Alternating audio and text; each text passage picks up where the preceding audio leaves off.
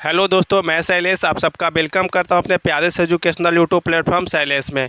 Bihar board के exam में जितना भी इकोनॉमिक्स के चैप्टर नंबर 2 से क्वेश्चन पूछा गया है बाबू, बारी से हम सभी क्वेश्चन को आपको करवाएंगे, बारी से सभी क्वेश्चन पढ़ेंगे। तो आज पढ़ेंगे बच्चों क्वेश्चन नंबर फर्स्ट, क्या है प्रति व्यक्ति आय क्या है। तो सबसे पहले समझते हैं कि प्रति व्यक्ति आय का मतलब होता क्या है। देखो बच्चों, प्रति का मतलब हर एक, प्रत्येक, और व्यक्ति का मतलब आदमी, मनुष्य, और आय का मतलब इनकम, कमाई। यानी कि प्रत्येक व्यक्ति के आय कमाई को क्या बोलते हैं, प्रति व्यक्ति आय बोलते हैं। ध्यान से देखो बच्चों, अपने भारत देश को बहुत सारे अपने देश में लोग रहते हैं और वे लोग अपने परिवार को चलाने के लिए, अपने बच्चों को अच्छे शिक्षा देने के लिए क्या करते हैं, कहीं ना कहीं पे काम करते हैं। कहीं से रुपया पैसा, किसी भी प्रकार के काम करके रुपया पैसा कमाते हैं। तो वही क्या हो गया बच्चों, आय हो गया, कमाई हो गया। तो प्रत्येक व्यक्ति कहीं का भी हो, किसी भी देश का हो बच्चों, अपने परिवार को चलाने के लिए किसी न किसी प्रकार का काम करता है। तो वही क्या हो गया बच्चों, प्रति व्यक्ति आय हो गया, प्रत्येक व्यक्ति का कमाई हो गया। क्या है, इसको परिभाषित करना है। यह क्वेश्चन 2013 में, 19 में, 21 में 2 नंबर में पूछा गया है बाबू। तो उत्तर में देखते हैं कि प्रति व्यक्ति आय कहते किसको है बाबू, क्या होता है समझते हैं। किसी भी देश की राष्ट्रीय आय में, तो सबसे पहले यहाँ पे समझने वाली बात यह है कि राष्ट्रीय आय होता क्या है। राष्ट्रीय का मतलब बच्चों राष्ट्र का, और राष्ट्र मतलब देश, और आय का मतलब इनकम, कमाई। तो किसी भी देश में जितने सारे लोग रहते हैं बाबू, वह अपने परिवार को चलाने के लिए किसी न किसी प्रकार के काम करते हैं। तो एक साल में किसी भी देश में रहने वाले लोगों के द्वारा कमाई की गए पैसों को एक साथ जोड़ देंगे बच्चों, तो वही क्या हो जाएगा, राष्ट्रीय आय हो जाएगा। राष्ट्रीय आय का मतलब क्या हुआ कि देश में बहुत सारे लोग रहते हैं, अलग अलग प्रकार के काम करते हैं, अलग अलग प्रकार का वेतन उनको मिलता है। कोई बिजनेस करता है, कोई कहीं पे नौकरी करता है, कोई के 10,000 रुपया मिलता है महीना में, कोई के 20,000 रुपया मिलता है। तो अलग अलग पैसे कमाते हैं महीना में बाबू। उनके द्वारा कमाई किए गए पैसों को अगर साल में वे जितना लोग पैसे कमाते हैं, उनके द्वारा कमाई किए गए पैसों को अगर एक साथ जोड़ देंगे, तो वही क्या हो जाएगा, राष्ट्रीय आय हो जाएगा, यानी कि देश का इनकम हो जाएगा। तो यहाँ पे बोल रहा है कि किसी भी देश की राष्ट्रीय आय में, यानी कि देश की कमाई में, जब उस देश की जनसंख्या से, कुल जनसंख्या से, उसी देश की जनसंख्या से बाबू, उसी देश के कुल जनसंख्या से बाबू, यानी कुल का मतलब सभी जनसंख्या से भाग देते हैं, तब जो भागफल प्राप्त होता है उसे प्रति व्यक्ति आय कहते हैं। उस भागफल को क्या बोलते हैं, प्रति व्यक्ति आय कहते हैं। मान लीजिए बच्चों, देश है, यह कोई देश है, इसमें 2 व्यक्ति रहते हैं, एक 5,000 कमाता है और एक 7,000 कमाता है। तो 7 अब 5,000 कितना होता है बाबू, 7 5 12,000 हो जाएगा। टोटल इस देश में कितने लोग हैं, तो 2 लोग हैं, एक व्यक्ति 5,000, दूसरा व्यक्ति 7,000। तो हमने क्या बोला, राष्ट्रीय आय का मतलब कि देश में रहने वाले प्रत्येक व्यक्ति के द्वारा कमाई किए गए पैसों को एक साथ जोड़ देंगे, तो वही हो जाएगा राष्ट्रीय आय। और उस राष्ट्रीय आय में देश की कुल जनसंख्या से भाग दे देंगे, तो उस देश में कितने लोग रह रहे हैं, इस देश में कितने लोग रह रहे हैं, तो 2 लोग रह रहे हैं, तो 2 से भाग दे देंगे, तो 2 छक्का 12, यानी कि 6,000 प्रति व्यक्ति आय हो जाएगा, कमाई हो जाएगा। तो इस प्रति व्यक्ति आय में बाबू फिक्स नहीं रहता है कि प्रत्येक व्यक्ति का समान रुपया कमाते हैं, कोई व्यक्ति ज़्यादा कमाता है, कोई व्यक्ति कम कमाता है। अगर सरकार बाबू सभी व्यक्ति का वास्तविक आय, एक्चुअल इनकम निकालने जाए तो नहीं निकाल पाएंगे। क्यों नहीं निकाल पाएंगे, क्योंकि उनको डेटा कलेक्ट करने में सही लोग भी नहीं बताते हैं कि हमारे पिताजी कितना रुपया कमाते हैं, आप कितना रुपया कमाते हैं, गलत बताते हैं, और निकालने में बहुत समय लगेगा। तो सरकार क्या करती है बाबू, देश में जितने लोग रहते हैं उनके द्वारा कमाई की गए पैसों को जोड़ लेते हैं एक साथ, और उस देश की कुल जनसंख्या से भाग देता है, तो वही क्या हो जाता है, प्रति व्यक्ति आय निकल जाता है, प्रत्येक व्यक्ति की कमाई निकल जाता है। तो इसका एक फार्मूला होता है बाबू, प्रति व्यक्ति आय बराबर राष्ट्रीय आय बटा देश की कुल जनसंख्या से भाग दे देंगे, तो प्रत्येक व्यक्ति की आय, कमाई निकल जाएगा। यह एक औसत आय होता है। औसत आय बोलने का मतलब बच्चों बीच का आय, सभी का एक्चुअल इनकम प्रति व्यक्ति आय नहीं दिखाता है। तो परिभाषा को एक बार अच्छे से ध्यान से पढ़ लो, यह बहुत बार आपके एग्जाम में पूछ चुका है, 13 में, 19 में, 21 में पूछा है। किसी भी देश की राष्ट्रीय आय में उस देश की कुल जनसंख्या से, उसी देश की जनसंख्या से भाग देते हैं, तो जो भागफल आता है, जो कट करके आता है बाबू, वही क्या कहलाता है, प्रति व्यक्ति आय कहलाता है, प्रति व्यक्ति आय कहते हैं। इसका फार्मूला होता है प्रति व्यक्ति आय बराबर राष्ट्रीय आय बट्टा देश की कुल जनसंख्या से भाग दे देंगे, तो क्या निकल जाएगा, प्रति व्यक्ति आय निकल जाएगा। यह एक्चुअल इनकम नहीं रहता है बाबू प्रत्येक व्यक्ति का, यह क्या रहता है, औसत आय रहता है। क्वेश्चन नंबर 2 देखो, आय से आप समझते हैं, आय का मतलब क्या होता है बच्चों, कमाई, इनकम। तो कमाई इनकम से आप क्या समझते हैं, किसे कहते हैं? प्रत्येक व्यक्ति बाबू अपने परिवार को चलाने के लिए किसी न किसी प्रकार का काम करता है। उस काम के बदले में उस व्यक्ति को जो भी रुपया पैसा प्राप्त होता है बच्चों, जो भी वस्तुओं का प्राप्त होता है, वही क्या होता है, उस व्यक्ति का आय होता है, कमाई होता है। तो आय कमाई से आप क्या समझते हैं, इसको परिभाषित करना है। यह क्वेश्चन 2014 में 2 नंबर में पूछा गया है। तो उत्तर में समझ लेते हैं बाबू, जान लेते हैं, परिभाषा को देख लेते हैं कि आय से आप क्या समझते हैं, आय का क्या परिभाषा होता है। उत्तर में देखो, जब कोई व्यक्ति किसी प्रकार का शारीरिक अथवा मानसिक कार्य करता है, तो शारीरिक कार्य क्या होता है बच्चों, जो व्यक्ति शरीर के द्वारा अपने देह से, जैसे कोई व्यक्ति कहीं पे कहीं किसी उद्योग में अपने शरीर पर ड्राम उठा करके या बोरा उठा करके एक स्थान से दूसरे स्थान तक पहुंचा रहा है, तो वह क्या कर रहा है, वह व्यक्ति अपने शरीर के द्वारा काम कर रहा है। जैसे ईंट वाले भट्ठा पे देखते होगे बाबू, क्या करता है, मजदूर लोग अपने हाथों से ईंट बनाते हैं, तो वह अपने शरीर से काम करते हैं। तो वही क्या हो गया, शारीरिक कार्य हो गया।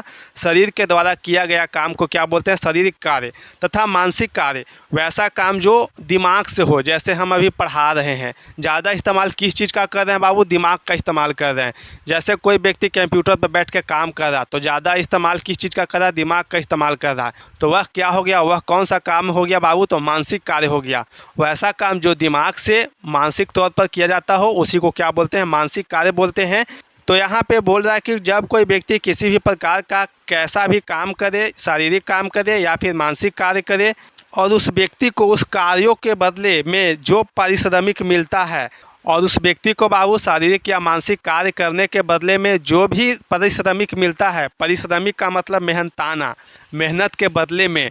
जैसे आप कहीं पे काम किए, आप मेहनत किए, आपको उस काम के बदले में कुछ रुपया पैसा मिलेगा, तो वही क्या हो गया, आपका पारिश्रमिक हो गया।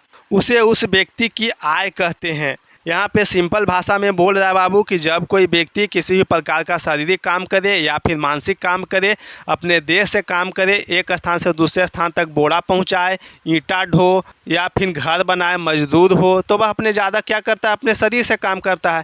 या फिर कोई व्यक्ति मानसिक तौर पर काम करे, जैसे कंप्यूटर पर बैठ के काम कर रहा है, जैसे कोई किसी को पढ़ा रहा है, रेलवे स्टेशन पर टिकट काट रहा है, तो ये सब क्या है बाबू, मानसिक कार्य हो गया, दिमाग से कार्य हो गया।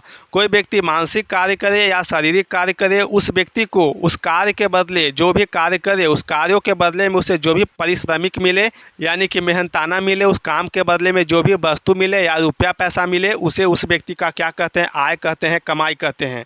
व्यक्ति को प्राप्त होने वाला पारिश्रमिक यानी कि मेहनताना मौद्रिक रूप, मौद्रिक का मतलब मुद्रा में, अथवा वस्तुओं के रूप यानी कि वस्तु के रूप में प्राप्त हो सकता है। यहाँ पे बोल रहा है कि उस व्यक्ति को मेहनताना के रूप में, पारिश्रमिक के रूप में मुद्रा भी मिल सकता है, रुपया पैसा भी प्राप्त हो सकता है, तथा पारिश्रमिक के रूप में वस्तुओं को भी प्राप्त कर सकता है वह व्यक्ति। तो कोई भी व्यक्ति बच्चों काम करने के बदले में रुपया भी ले सकता है या फिर किसी भी प्रकार का वस्तु भी ले सकता है, जो उसको आवश्यकता पड़े। यहाँ पे सिंपल बोला है कि जब कोई व्यक्ति, जब कोई आदमी किसी भी प्रकार का शारीरिक अथवा मानसिक कार्य करता है, उस व्यक्ति को उसके कार्यों के बदले में जो पारिश्रमिक मिलता है, जो मेहनताना मिलता है, उस व्यक्ति को काम करने के बदले में जो भी फल मिलता है, जो भी मेहनत करने के बदले में मिलता है, उसे उस व्यक्ति की आय कहते हैं, कमाई कहते हैं। किसी भी व्यक्ति को बाबू, कोई भी व्यक्ति को मेहनताना के रूप में, पारिश्रमिक के रूप में मुद्रा भी मिल सकता है, रुपया पैसा भी मिल सकता है, या फिर किसी भी प्रकार का वस्तु भी मिल सकता है, जैसे घोड़ा मिल गया, गाय मिल गया, अनाज मिल गया, ये सब क्या हो गया, वस्तु हो गया। बच्चों इस क्वेश्चन में देखने वाले हैं प्रति व्यक्ति आय और राष्ट्रीय आय में अंतर बताएं, इन दोनों के बीच क्या अंतर है। प्रति व्यक्ति आय और राष्ट्रीय आय में क्या अंतर है, इन दोनों के बीच अंतर जानने से पहले बच्चों इन दोनों का मतलब क्या होता है, मीनिंग क्या होता है, ये समझ लेते हैं। प्रति का मतलब बच्चों प्रत्येक, हर एक, और व्यक्ति का मतलब आदमी, मनुष्य, और आय का मतलब इनकम, कमाई। तो प्रत्येक व्यक्ति का आय, कमाई, इनकम को क्या बोलते हैं, प्रति व्यक्ति आय बोलते हैं। और राष्ट्रीय आय का मतलब, राष्ट्रीय का मतलब राष्ट्र का, और राष्ट्र का मतलब कोई देश, और आय का मतलब इनकम, कमाई। तो कोई देश का कमाई, इनकम को क्या बोलेंगे, राष्ट्रीय आय बोलेंगे।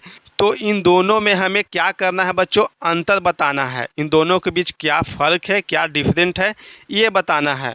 यह क्वेश्चन 2022 में पूछा गया बाबू 2 नंबर में। तो आइए बेहतर तरीक़ा से, अच्छे से, स्पष्ट रूप से इन दोनों के बीच क्या अंतर है समझ लेते हैं। प्रति व्यक्ति आय और राष्ट्रीय आय में निम्नलिखित अंतर है। निम्नलिखित अंतर है मतलब अंतर नीचे दिया गया है। पहला अंतर को देखते हैं। पहला अंतर तो ये हो जाएगा बाबू कि एक बार प्रति व्यक्ति आय को परिभाषित कर देंगे और राष्ट्रीय आय को परिभाषित कर देंगे, तो दोनों में एक अंतर हो जाएगा।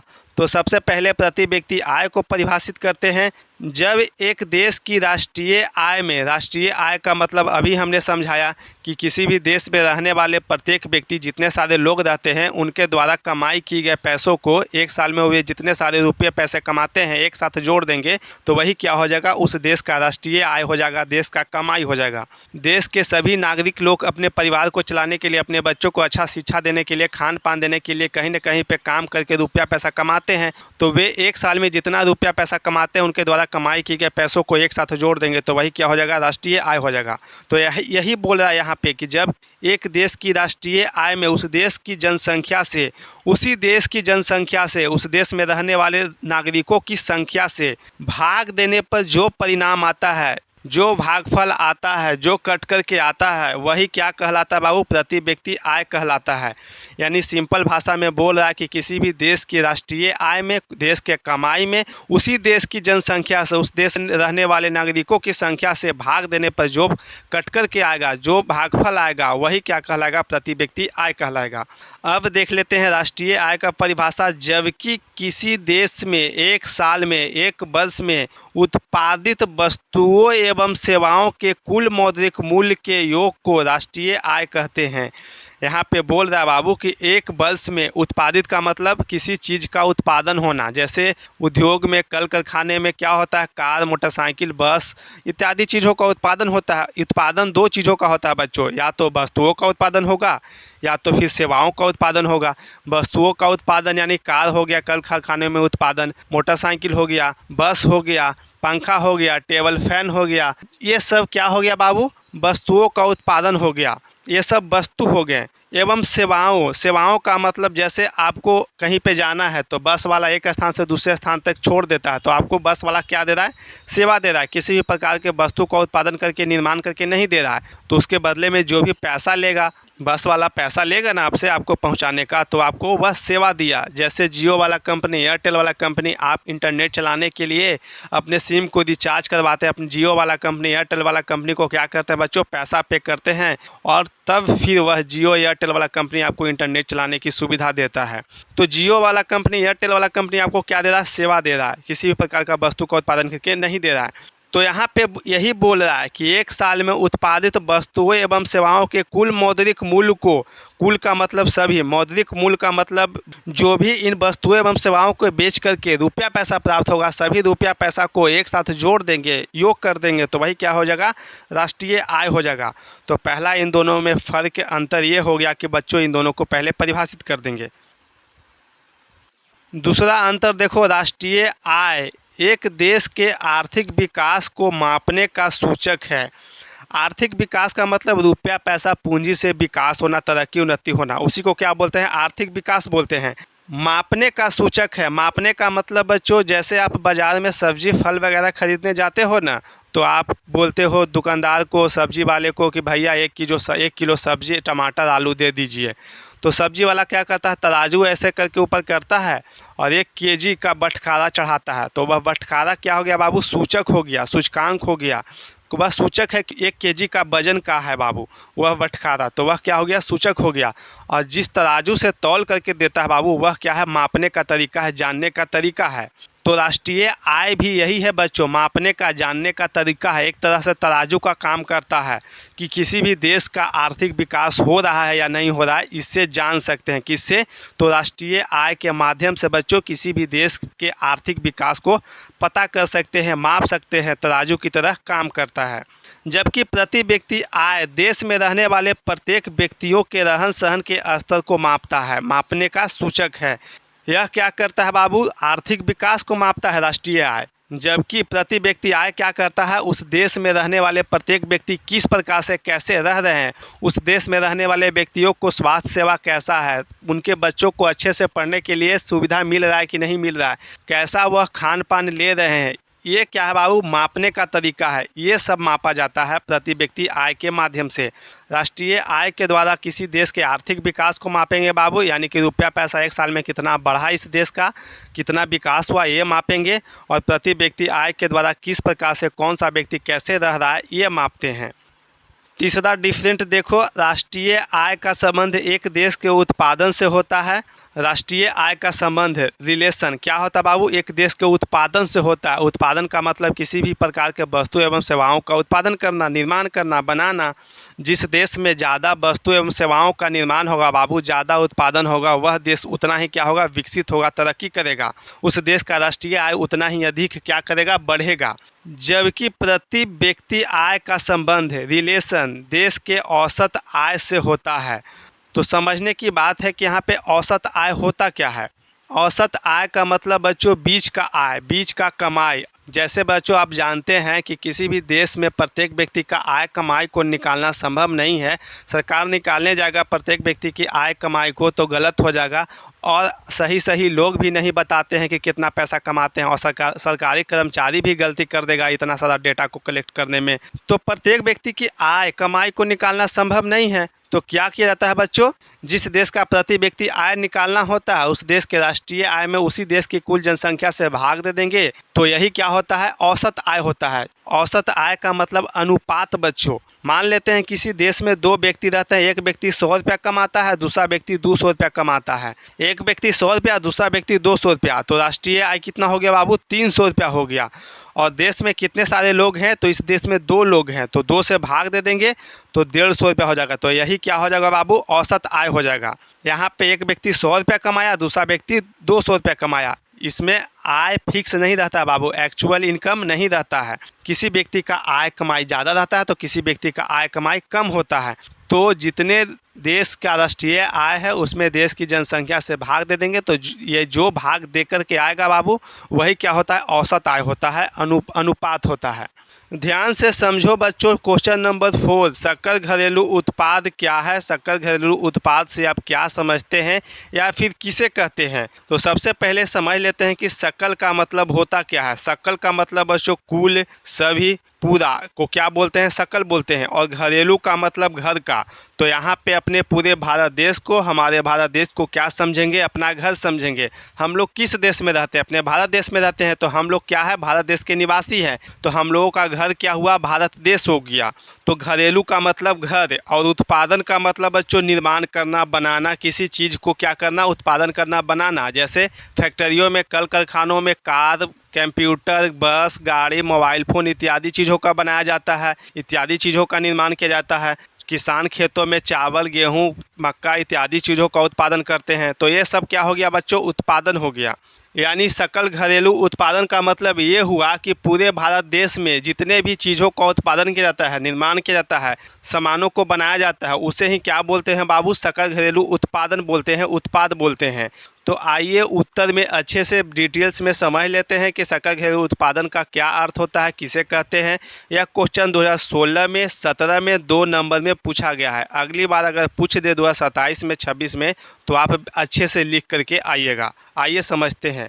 उत्तर में देखो, किसी देश के सीमा के अंदर, किसी भी देश के सीमा के भीतर, जैसे भारत देश का कोई सीमा है, बॉर्डर है, उस सीमा के अंदर, क्षेत्र के अंदर एक वित्तीय वर्ष में, तो वित्तीय वर्ष किसको बोलते हैं बच्चों, जैसे आप मनाते हैं ना नया साल, 1 जनवरी को हैप्पी न्यू ईयर मनाते हैं, विश करते हैं ना, 1 जनवरी से स्टार्ट होता है और 31 दिसंबर तक ख़त्म हो जाता है। तो इसके बीच के समय को क्या बोलते हैं, वित्तीय वर्ष बोलते हैं। लेकिन बच्चों यह वित्तीय वर्ष विदेशों का है, हम लोगों का, भारत का वित्तीय वर्ष कब मनाया जाता है, तो 1 अप्रैल से शुरू होता है और अगले वर्ष, अगले साल के 31 मार्च को समाप्त हो जाता है। तो इसी के बीच के समय को क्या बोलते हैं, भारत का वित्तीय वर्ष बोलते हैं। भारत का वित्तीय वर्ष कब शुरू होता है और कब समाप्त होता है बच्चों, तो 1 अप्रैल से शुरू होता है और अगले साल 31 मार्च को क्या होता है, समाप्त हो जाता है। इसके बीच के समय को क्या बोलते हैं, भारत का वित्तीय वर्ष बोलते हैं। तो बोल रहा है किसी देश के सीमा के अंदर, कोई भी देश हो उसके सीमा के अंदर एक वित्तीय वर्ष में, एक साल में उत्पादित की गई वस्तुओं एवं सेवाओं के कुल मौद्रिक मूल्य को सकल घरेलू उत्पाद कहते हैं, यानी ग्रॉस डोमेस्टिक प्रोडक्ट कहते हैं। यानी यहाँ पे ये बोला जा रहा है कि किसी भी देश के अंदर, सीमा क्षेत्र के अंदर उत्पादित मतलब निर्माण किया हुआ वस्तुओं एवं सेवाओं, या फिर वस्तु का निर्माण हो, किसी भी सामान का निर्माण हो, जैसे कार, कंप्यूटर, मोबाइल फ़ोन, बस, कार इत्यादि चीज़ों का निर्माण हो, इत्यादि वस्तुओं का निर्माण हो, या फिर सेवाओं का निर्माण हो। सेवाओं का मतलब समझते हो, जैसे जियो वाला कंपनी आपको क्या दे रहा है, सेवा दे रहा है, किसी भी प्रकार के वस्तु को उत्पादन करके नहीं दे रहा है।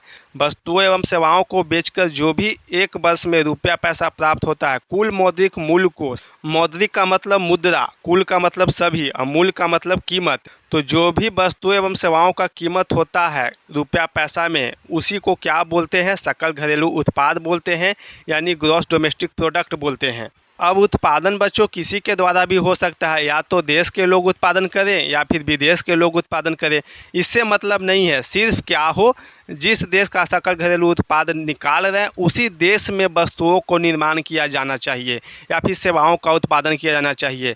जिस देश का सकल घरेलू उत्पादन निकाल रहे हैं उसी देश के सीमा क्षेत्र के अंदर, या फिर देश के लोग हो या फिर विदेश के लोग हो, इससे मतलब नहीं है। उस देश में जितने भी वस्तुओं एवं सेवाओं का निर्माण किया जा रहा है उसके कीमत को, सभी कीमत को जितने में बेचा जाएगा उसके कीमत को एक साथ जोड़ देंगे तो वही क्या हो जाएगा, सकल घरेलू उत्पाद हो जाएगा।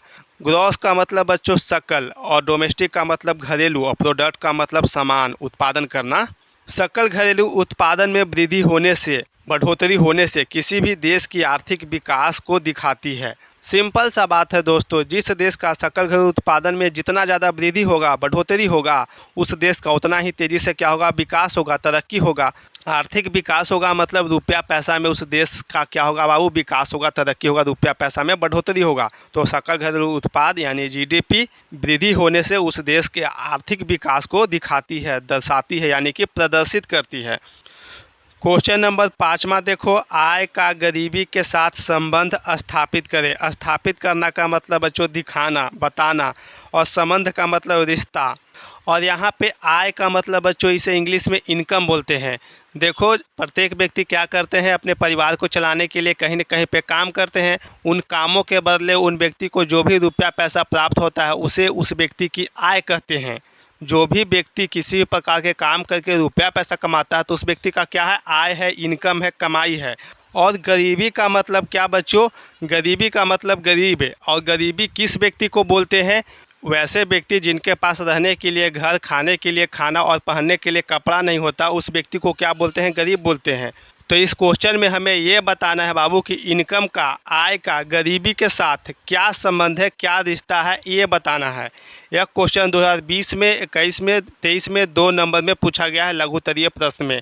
तो चलिए उत्तर में समझते हैं कि आय का, इनकम का गरीबी के साथ क्या संबंध है, क्या रिश्ता है, ये देखते हैं। आय का गरीबी के बीच विशेष संबंध है। विशेष संबंध का मतलब मजबूत संबंध है, गहरा संबंध है, खास संबंध है। जिन लोगों का आय कम होता है वे लोग उतना ही अधिक गरीब होते हैं। सिंपल सी बात है, जो व्यक्ति कम रुपया पैसा कमाएगा वह व्यक्ति क्या होगा, गरीब होगा। गरीबी के कारण लोगों में अज्ञानता, या अज्ञानता का मतलब बच्चों ज्ञान की कमी, अशिक्षा यानी कि अनपढ़ आदि बढ़ने लगेगी। जिन व्यक्ति का कमाई अधिक नहीं होगा बाबू, जो व्यक्ति ज़्यादा रुपया पैसा नहीं कमाएंगे, तो वह क्या होगा बाबू, वह अपने बच्चों को अच्छे स्कूल में नहीं पढ़ा पाएंगे, जिससे उनका नॉलेज ज़्यादा नहीं बढ़ेगा, और साथ ही साथ वह अनपढ़ रह पाएंगे। वह बोलेंगे अपने बच्चों को, बताओ हम इतना रुपया कमाबे करते हैं और तुमको खिलाए पिलाए कि पढ़ाए, या तो तुम खाना खाओ या तो फिर तुम पढ़ो। तो इस चलते बच्चों दूसरा, चौथा, 5वां तक अपने बच्चों को पढ़ाते हैं और फिर पढ़ाई छुड़वा देते हैं। तब गरीबी के कारण उनके बच्चों में क्या होता है बाबू, अज्ञानता और अशिक्षा आदि बढ़ने लगेगी, जिससे उन लोगों का जीवन स्तर खराब होगा तथा पूंजी निर्माण भी नहीं होगा। इसी के साथ साथ बच्चों, जब कोई व्यक्ति गरीब रहता है या फिर कम पैसा कमाता है, तो अगर वो बीमार पड़ गए तो अच्छे अस्पताल में इलाज करवाने नहीं जा पाएंगे पैसा के अभाव के कारण। अपने बच्चों को अच्छे स्कूल में नहीं पढ़ाएंगे, गंदा उंदा कपड़ा पहनेंगे, अच्छे से खाना नहीं खाएंगे, यानी कि उनका जीवन स्तर निम्न हो जाएगा, जीने का तरीका क्या हो जाएगा वो ख़राब हो जाएगा, तथा पूंजी निर्माण नहीं हो पाएगा। जो व्यक्ति कम रुपया पैसा कमाते हैं तो आप पूंजी कहाँ से निर्माण कर पाएंगे? पूंजी निर्माण का मतलब पूंजी को इकट्ठा करना, एक जगह पैसा को जोड़ करना। जिस व्यक्ति के पास ज़्यादा पूंजी रहता है वह अलग अलग क्षेत्रों में निवेश करते हैं, जिससे उनका और आय बढ़ता है, कमाई बढ़ता है। और जिस व्यक्ति के पास पैसा ही नहीं है तो वह व्यक्ति कहाँ से पूंजी इकट्ठा कर पाएंगे? पूंजी निर्माण नहीं हो पाएगा। इस कारण से यानी कि ये सब कारणों से बच्चों जो ऊपर दिया गया है, गरीबी तेज़ी से बढ़ता जाएगा, लोगों में गरीबी अधिक बढ़ता जाएगा। इस प्रकार कह सकते हैं कि कम आय से गरीबी बढ़ती है। इन सब कारणों से दोस्तों जो व्यक्ति कम रुपया पैसा कमाएंगे तो उनके पास पैसा कम होगा और अपने बच्चों को अच्छे जगह नहीं पढ़ा पाएंगे, जिससे ज्ञान की कमी होगी, अशिक्षित रह जाएंगे। उसके साथ साथ जीवन स्तर उनका खराब हो जाएगा, जीने का तरीका बेहतर नहीं रहेगा। इसी के साथ साथ पूंजी निर्माण भी नहीं हो पाएगा। इस कारण से यानी कि इन सब कारणों से, इन सब दिक्कतों से और तेज़ी से गरीब होते जाएगा बाबू, बढ़ते जाएगा, गरीबी बढ़ते जाएगा। इस प्रकार कह सकते हैं कि आय कम होने से, जिस व्यक्ति का रुपया पैसा कम कमाते हैं उनका कमाई कम होने से क्या होता है? गरीबी बढ़ती है। गरीबी के दुष्चक्र की धारणा बताइए। धारणा का मतलब आप क्या समझते हैं? प्रदर्शित करना। और गरीब किस व्यक्ति को बोलते हैं? जिस व्यक्ति के पास रहने के लिए मकान, खाने के लिए रोटी और पहनने के लिए कपड़ा नहीं होता है, उस व्यक्ति को क्या बोलते हैं? गरीब बोलते हैं। यानी वे व्यक्ति अपनी मूलभूत आवश्यकताओं को पूरा नहीं कर पाती है। मूलभूत आवश्यकता क्या होती है? रोटी, कपड़ा, मकान पूरा नहीं कर पाती है, उस व्यक्ति को क्या बोलते हैं? गरीब बोलते हैं। और दुष्चक्र में बच्चों चक्र छुपा हुआ है। चक्र का मतलब सर्किल, गोला, यानी गोल गोल घूमना। और चक्र के आगे लगा है दुष्, यानी कि खराब गोला में, गलत गोला में गोल गोल घूमना। तो यहाँ पे वाक्यों को एक साथ पढ़ो। गरीबी के दुष्चक्र, यानी कि गरीबी के चक्र में, यानी कि जो व्यक्ति एक बार गरीब रहते हैं बाबू, एक बार गरीब हो जाते हैं, वह गरीबी के चक्र में, सर्किल में गोल गोल घूमते रहते हैं। बोलने का मतलब गरीब व्यक्ति क्या होते हैं? हमेशा गरीब ही रह जाते हैं, यानी कि गोल गोल चक्र में घूमते रह जाते हैं। तो गरीबी के दुष्चक्र से क्या समझते हैं, क्या धारणा है, इसके बारे में बताना है। यह क्वेश्चन 2023 में 2 नंबर में पूछा गया है। उत्तर में देखो, गरीबी के दुष्चक्र की धारणा रैगनर रस के द्वारा दिया गया था। रैगनर रस क्या है बाबू? तो एक अर्थशास्त्र थे। इन्होंने क्या किया था बाबू? रैगनर रस ने विश्व के विभिन्न अविकसित देश और पिछड़े हुए देश में गए और वहाँ के रहने वाले गरीब व्यक्ति और अमीर व्यक्ति के बारे में अध्ययन किए, उनके बारे में जाने समझे और क्या बताएं? उन्होंने बताया बाबू कि जो व्यक्ति गरीब होते हैं ना, वो हमेशा गरीब ही रह जाते हैं, उनमें गरीबी हमेशा बनी रहती है।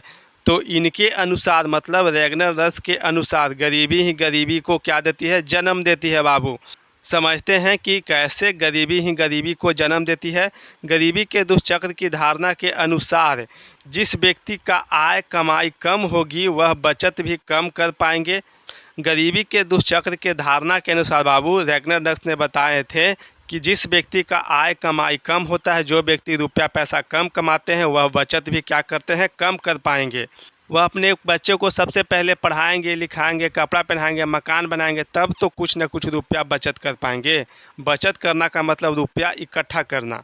बचत नहीं होने के कारण पूंजी निर्माण भी नहीं होगा। और बच्चों, जब हमारा रुपया पैसा बचेगा ही नहीं, जैसे कोई व्यक्ति रुपया 500 रुपया कमाता है, 500 रुपया आप सबसे पहले क्या करेगा? अपने परिवार के लिए खाना लाएगा, अपने बच्चों को पढ़ाएगा, अपने बच्चों को कपड़े पहनाएगा। इससे पैसा बच जाएगा बाबू, तब क्या करेगा? पूंजी इकट्ठा करके बचत करेगा, पूंजी का निर्माण करेंगे। तो जो व्यक्ति कम रुपया पैसा कमाते हैं उनके पास पूंजी कहाँ से इकट्ठा हो पाएगा? पूंजी निर्माण नहीं हो पाएगा, जिससे विनियोग भी नहीं कर पाएंगे। पूंजी ही निर्माण नहीं हो पाएगा तो वह कहीं पे लगाएंगे नहीं, कहीं पे इन्वेस्ट नहीं कर पाएंगे।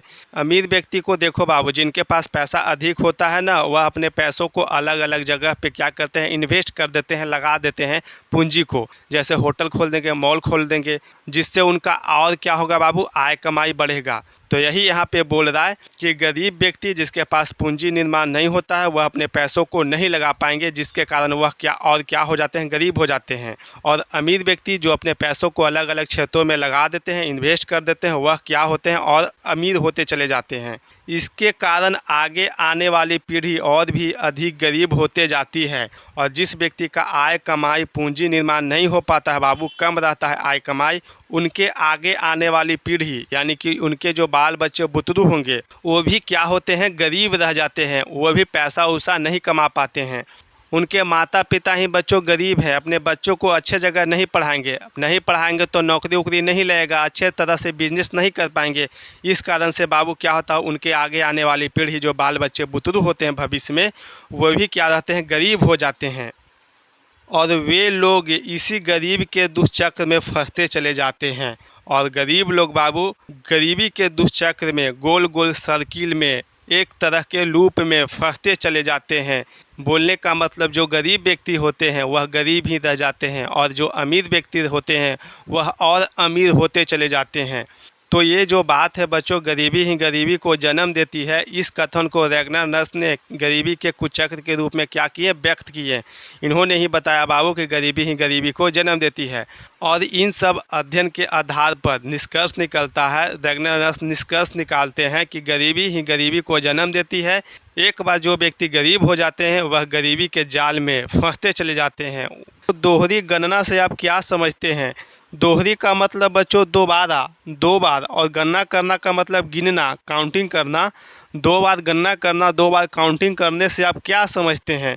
यह क्वेश्चन 2025 में 2 नंबर में पूछा है बाबू। तो चलिए उत्तर में समझते हैं कि 2 बार काउंटिंग करने से, 2 बार गिनने से क्या हम लोग समझते हैं। उत्तर देखो, जब राष्ट्रीय आय की गणना, तो सबसे पहले समझते हैं बच्चों की राष्ट्रीय आय होता क्या है। राष्ट्रीय का मतलब राष्ट्र का, और राष्ट्र मतलब देश, और आय का मतलब इनकम, कमाई। तो कोई भी देश के कमाई, इनकम को क्या बोलते हैं, राष्ट्रीय आय बोलते हैं। गणना करना का मतलब अभी बताएं, गिनना। जब राष्ट्रीय आय की गणना यानी कि देश के कमाई को गिनने में एक ही व्यक्ति की आय को 2 या 2 से अधिक बार गणना कर लिया जाता है, जिसे दोहरी गणना कहते हैं। एक ही व्यक्ति के आय, कमाई को 2 या 2 से अधिक बार काउंटिंग कर लिया जाता है बच्चों, गिन लिया जाता है, उसी को क्या बोलते हैं, दोहरी गणना बोलते हैं। जैसे मान लीजिए कि आपके पिताजी कहीं बाहर रहकर कमाते हैं, गुजरात में रहकर कमाते हैं, और आपके गांव में सर्वे करने वाला आया बाबू और अपने पिताजी के आय कमाई को लिखवा दिए, और आपके पिताजी जहां गुजरात में कमाते हैं वहां भी अपने कमाई को, आय को क्या किए, गणना करवा लिए, काउंटिंग करवा लिए। तो आपके पिताजी का आय कमाई क्या हो गया, 2 बार काउंटिंग हो गया। एक बार आप अपने गांव में काउंटिंग करवा लिए, गणना करवा लिए आय का, और एक बार आपके पिताजी जहां गुजरात में रहते हैं वहां अपने आय का, कमाई का क्या करवा लिए, गणना करवा लिए, काउंटिंग करवा लिए। तो यही क्या हो गया बच्चों, दोहरी गणना हो गया। जब राष्ट्रीय आय निकालते समय, गणना करते समय एक व्यक्ति का आय, कमाई 2 बार गिन लिया जाता है, काउंटिंग कर लिया जाता है, इसे ही क्या बोलते हैं, दोहरी गणना कहते हैं। क्वेश्चन नंबर 8 देखो बच्चों, राष्ट्रीय आय की गणना में, तो सबसे पहले समझते हैं कि राष्ट्रीय आय का मतलब होता क्या है। राष्ट्रीय का मतलब बच्चों राष्ट्र का, और राष्ट्र का मतलब कोई देश, और आय का मतलब इनकम, कमाई, और गणना करना का मतलब गिनना, जानना, यानी कि राष्ट्र की इनकम को क्या करना, गिनना, जानना में आने वाली कठिनाइयों का वर्णन करें। यहाँ पे बोल रहा है कि कोई भी देश के आय को, इनकम को जानने में, गिनने में क्या क्या कठिनाई आती है, इसके बारे में क्या करना है, वर्णन करना है, बताना है। क्वेश्चन 15 में, 18 में बिहार बोर्ड के एग्जाम में 4 नंबर में पूछा है बाबू। उत्तर में देखो, राष्ट्रीय आय की गणना में यानी कि राष्ट्र के आय को निकालने में, गिनने में निम्नलिखित कठिनाइयाँ आती है। सबसे पहला कठिनाई है बच्चों, आंकड़ों को एकत्रित करने में कठिनाई।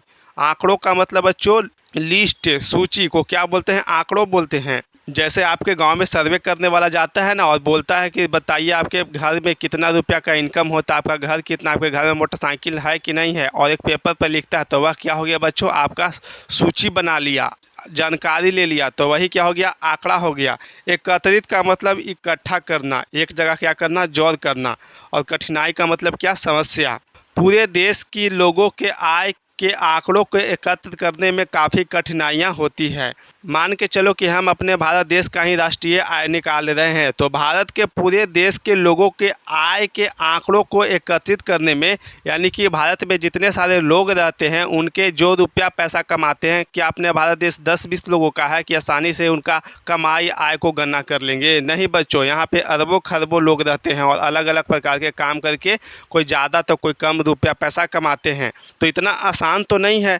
तो जितने भी अपने भारत देश में लोग रहते हैं, पूरे भारत देश के लोगों के आंकड़ों को, आय के आंकड़ों को, जो भी रुपया पैसा कमाते हैं उनके सूची को बना करके एक जगह इकट्ठा करते हैं। इकट्ठा करने में क्या होता है बाबू, काफ़ी कठिनाइयाँ आती है। दूसरा है दोहरी गणना की संभावना। दोहरी का मतलब बच्चों दो बार गणना करना का मतलब गिनना। तो 2 बार गणना करने की संभावना चलाता है बाबू। कभी कभी ऐसा परिस्थिति उत्पन्न हो जाता है कि 2 बार गणना करना पड़ता है। कभी कभी एक ही व्यक्ति के आय की गणना 2 स्थानों पर कर लिया जाता है। ऐसी गलतियों को सुधारने के लिए दोहरी गणना की जाती है। क्या होता है बच्चों, कभी कभी एक ही व्यक्ति के आय की गणना बाबू, आय को 2 बार गिन लिया जाता है। ऐसी गलतियों को सुधारने के लिए क्या किया जाता है, 2 बार गणना की जाती है। मान लीजिए कि आपके पिताजी बम्बई में कमाते हैं, बम्बई में रहकर कमाते हैं बच्चों, तो वहाँ पे आय सर्वे करने वाले और आपके पिताजी से पूछा कि बताइए कि आप पैसा कितना रुपया कमाते हैं। तो आपके पिताजी बोले कि हम इतना रुपया कमाते हैं, हमारा आय कमाई इतना है। आपके पिताजी का आय का गणना बम्बई में हो गया और आपका घर बिहार में है और बिहार में भी सर्वे करने वाला आया बच्चों, तो आपने भी सर्वे में लिखवा दिया कि हमारे पिताजी इतना रुपया कमाते हैं। आप बिहार में भी सर्वे करवा लिए और आपका पिताजी बम्बई में भी आय का सर्वे करवा लिए, तो आपके पिताजी के आय की गणना काउंटिंग 2 बार हो गया, एक बार बम्बई में, दूसरी बार बिहार में। तो दोहरी गणना हो गया बाबू। तो ऐसी गलतियों को सुधारने के लिए क्या किया जाता है, 2 बार गणना की जाती है, 2 बार काउंटिंग किया जाता है। अगर 2 बार काउंटिंग नहीं किया जाएगा तो क्या हो जाएगा, राष्ट्रीय आय सही नहीं निकल पाएगा। तीसरा है मूल्य को मापने में कठिनाई। मूल्य का मतलब बच्चों कीमत, दाम, और मापना का मतलब जानना, तौलना, और कठिनाई का मतलब समझते ही हो, समस्या। तीसरा, राष्ट्रीय आय की गणना करने में क्या समस्या आता है, तो मूल्यों को मापने में क्या होती है बच्चों, कठिनाई आती है। एक ही वस्तु का विभिन्न स्थानों पर अलग अलग मूल्य हो जाता है। ऐसी स्थिति में मूल्य को मापने में कठिनाई होती है। सिंपल सी बात है बाबू, अगर एक ही वस्तु को अलग अलग स्थानों पर ले जा कर के बेचेंगे, अलग अलग राज्यों में ले जा कर के बेचेंगे, तो ट्रांसपोर्टेशन का उस वस्तु में पैसा जोड़ा जाएगा ना, तो उस वस्तु का मूल्य, कीमत क्या हो जाएगा बाबू, बढ़ जाएगा। तो एक वस्तु का मूल्य विभिन्न स्थानों पर अलग अलग दामों में बेचा जाता है। ऐसी स्थिति में बच्चों मूल्य को मापने में क्या आती है, कठिनाई आती है, परेशानी आती है, क्योंकि देश के सरकार को समस्या उत्पन्न हो जाती है कि कौन सी वस्तु का कितना दाम हम ले करके चले, किन दामों को पकड़ करके चलें, क्योंकि विभिन्न स्थानों पर वस्तुओं का कीमत क्या होता है, अलग अलग होता है। तो तीसरा सबसे बड़ा दिक्कत, परेशानी क्या होता है बच्चों, मूल्य को मापने में कठिनाई आती है। आप इन तीनों गणना करने की कठिनाई को बच्चों आप लिख देंगे तो आपके बिहार बोर्ड के एग्जाम में पूरा का पूरा नंबर मिलेगा। यह क्वेश्चन कितने नंबर में पूछा गया, 4 नंबर में। क्वेश्चन नंबर 9 देखो, राष्ट्रीय आय का अर्थ बताएं। अर्थ का मतलब बच्चों मीनिंग, क्या मतलब होता है, और राष्ट्रीय का मतलब राष्ट्र का, और राष्ट्र मतलब कोई देश, और आय का मतलब इनकम, कमाई। तो कोई भी देश के इनकम को, आय को, कमाई को क्या बोलते हैं, राष्ट्रीय आय बोलते हैं। तो यहाँ पे पूछ रहा है कि राष्ट्रीय आय का क्या अर्थ होता है, क्या मतलब होता है, यानी कि परिभाषित करना है राष्ट्रीय आय को। इसकी गणना का मतलब बच्चों गिनना, पता लगाना, काउंटिंग करना। कि प्रमुख का मतलब बच्चों महत्वपूर्ण। विधियों की चर्चा करें। विधि का मतलब बच्चों तरीका, चर्चा करना का मतलब बताना। तो राष्ट्रीय आय का अर्थ क्या होता है, क्या परिभाषा होता है, पहला क्वेश्चन में पूछ रहा है। इसी के साथ साथ राष्ट्रीय आय को गणना करने में, काउंटिंग करने में कौन कौन सी विधियों का प्रयोग किया जाता है, कौन कौन सी विधियों द्वारा राष्ट्रीय आय की गणना की जाती है, इसके बारे में हमें क्या करना है, बताना है। या फिर बच्चों इस क्वेश्चन को इस प्रकार से भी पूछ सकता है कि राष्ट्रीय आय की परिभाषा दें, राष्ट्रीय आय के बारे में बताएं। किसे कहते हैं राष्ट्रीय आय, इसकी गणना की प्रमुख विधियां कौन कौन सी है, और इसकी गणना मतलब राष्ट्रीय आय की गणना, काउंटिंग करने की प्रमुख विधियां कौन कौन सी है, इसके बारे में पूछ रहा है। यह क्वेश्चन 16 में बच्चों, 20 में, 21 में, 23 में, 4 नंबर में पूछ दिया। समझ सकते हो, 16 में भी पूछा, 20 में, 21 में, 23 में, तो आपके लिए यह क्वेश्चन कितना इंपॉर्टेंट है। तो सबसे पहले बच्चों हम राष्ट्रीय आय को परिभाषित कर लेते हैं। किसी देश में एक वर्ष किस समय में, यानी कि 1 साल में, 1 साल के अवधि में उत्पादित, उत्पादित का मतलब बच्चों निर्माण करना, बनाना। जैसे किसान खेतों से अनाज, गेहूं, मक्का इत्यादि का क्या करते हैं, उत्पादन करते हैं। कल कारखाने, फैक्ट्री में मोबाइल फ़ोन, कंप्यूटर, बहुत सारी चीज़ों का, बहुत सारे वस्तुओं का क्या किया जाता है बच्चों, निर्माण किया जाता है। तो यही बोल रहा है कि सभी वस्तुएं, वस्तुएं का मतलब बच्चों मोबाइल फ़ोन, कंप्यूटर, कॉपी, कलम इत्यादि चीज़ें, ये सब क्या हो गए, वस्तुएं हो गए। इन सब चीज़ों को फैक्ट्री में बनाया जाता है, उत्पादित किया जाता है। एवं सेवाओं, सेवाओं का मतलब बच्चों सेवा देना। जैसे आपको जियो एयरटेल वाला कंपनी क्या दे रहा है, आपसे पैसे लेकर के सेवा दे रहा है, इंटरनेट चलाने की सुविधा दे रहा है। जैसे डॉक्टर हो गया, टीचर हो गया, आप डॉक्टर टीचर को पैसे देते हैं तो टीचर आपको क्या करते हैं, पैसे देने के बदले में आपको पढ़ाते हैं, नॉलेज देते हैं। और डॉक्टर को पैसे देते हैं बाबू, तो डॉक्टर आपको क्या देता है, इलाज के रूप में सेवा देता है। तो यहाँ पे डॉक्टर टीचर किसी भी प्रकार के वस्तु का उत्पादन करके नहीं दे रहे हैं। तो यही बोल रहा है कि किसी देश में, किसी भी राष्ट्र में 1 साल के समय में, 1 साल के अवधि में उत्पादित यानी कि निर्माण करना, उत्पादन करना, जितने भी किसी भी देश में वस्तुओं एवं सेवाओं का उत्पादन होता है बाबू, उन वस्तुओं एवं सेवाओं के मौद्रिक मूल्य को, मौद्रिक का मतलब मुद्रा, रुपया पैसा, मूल्य का मतलब कीमत के योग को राष्ट्रीय आय कहते हैं। जो भी किसी देश में बाबू 1 साल के समय में जितने भी वस्तुओं एवं सेवाओं का उत्पादन किया जाता है, इन्हें बेच करके, वस्तुओं एवं सेवाओं को बेच करके जो भी रुपया पैसा प्राप्त होता है, इन रुपया पैसा को एक साथ जोड़ देंगे बाबू, तो वही क्या निकल जाएगा, राष्ट्रीय आय निकल जाएगा। तो यही बोल रहा है किसी भी देश में 1 साल के अवधि में, 1 साल के समय में उस देश में जितने भी सारे वस्तुएं एवं सेवाओं का उत्पादन किया जाता है, निर्माण किया जाता है, उनके जो भी मौद्रिक मूल्य होंगे, कुल मूल्य को, कुल रुपया पैसा को एक साथ जोड़ देंगे तो क्या निकलेगा, राष्ट्रीय आय निकलेगा। इसे ही क्या कहते हैं, राष्ट्रीय आय कहते हैं।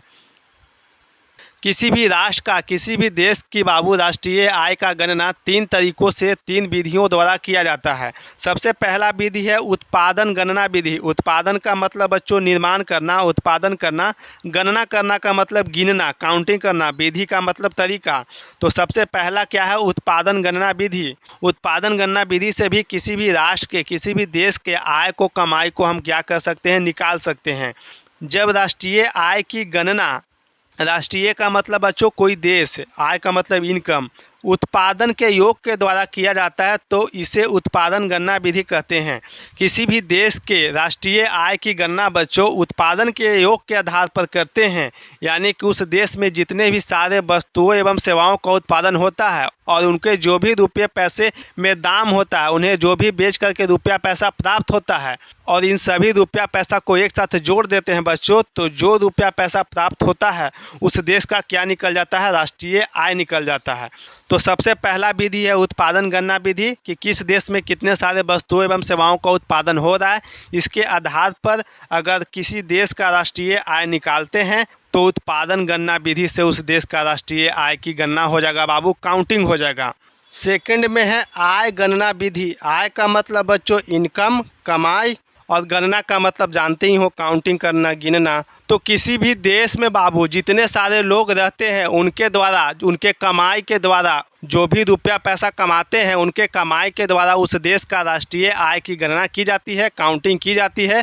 तो आय गणना विधि से उस देश का क्या निकल जाएगा बाबू, राष्ट्रीय आय निकल जाएगा। यानी कि उस देश में रहने वाले सभी व्यक्तियों के आय के, कमाई के माध्यम से हम राष्ट्रीय आय की गणना कर सकते हैं। जब राष्ट्र के व्यक्तियों की आय के आधार पर राष्ट्रीय आय की गणना की जाती है तो इसे आय की गणना विधि कहते हैं। यही सिंपल भाषा में लिखा है बच्चों, जो हमने आपको बताया कि किसी भी देश में आय के आधार पर, उस देश में रहने वाले व्यक्तियों के आय, कमाई के आधार पर उस देश का राष्ट्रीय आय की गणना की जाती है, राष्ट्रीय आय का काउंटिंग की जाती है बच्चों, उसे ही क्या बोलते हैं, आय गणना विधि कहते हैं।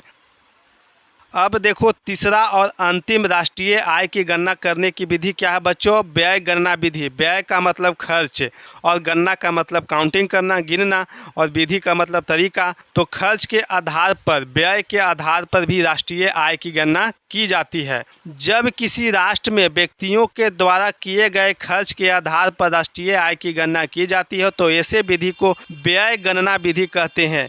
यही बोल रहा है बच्चों, व्यय के आधार पर यानी कि खर्च के आधार पर किसी भी देश में कितने सारे व्यक्ति रहते हैं, उनके द्वारा किए गए खर्च के आधार पर यानी व्यक्ति वस्तुओं या सेवाओं को खरीदने में जो भी रुपया पैसा खर्च करते हैं, उन सभी रुपया पैसा को एक साथ जोड़ देंगे। यानी कि एक साल में कोई देश में बाबू जितने भी व्यक्ति रुपया पैसा खर्च करते हैं, उन खर्च किए हुए पैसों को एक साथ जोड़ देंगे तो क्या हो जाएगा, व्यय गणना विधि से राष्ट्रीय आय निकल जाएगा, राष्ट्रीय आय की गणना हो जाएगी। तो यही बोल रहा है बच्चों कि जब किसी राष्ट्र में व्यक्तियों के द्वारा, आदमियों के द्वारा किए गए खर्च के आधार पर जब राष्ट्रीय आय की गणना की जाती है, राष्ट्रीय आय का काउंटिंग की जाती है, तो ऐसे विधि को क्या बोलते हैं, व्यय गणना विधि कहते हैं। आई होप कि आपको यह वीडियो अच्छा लगा होगा बच्चों। इकोनॉमिक्स में चैप्टर नंबर 2 से जितना भी बिहार बोर्ड के एग्जाम में क्वेश्चन पूछा गया था बाबू, सारा का सारा हमने कर लिया। आप अगर वीडियो नहीं देखे हैं तो हमारे चैनल के प्लेलिस्ट में जाकर के देख सकते हैं। वीडियो देखने के लिए बच्चों धन्यवाद। मिलते हैं अगले वीडियो में।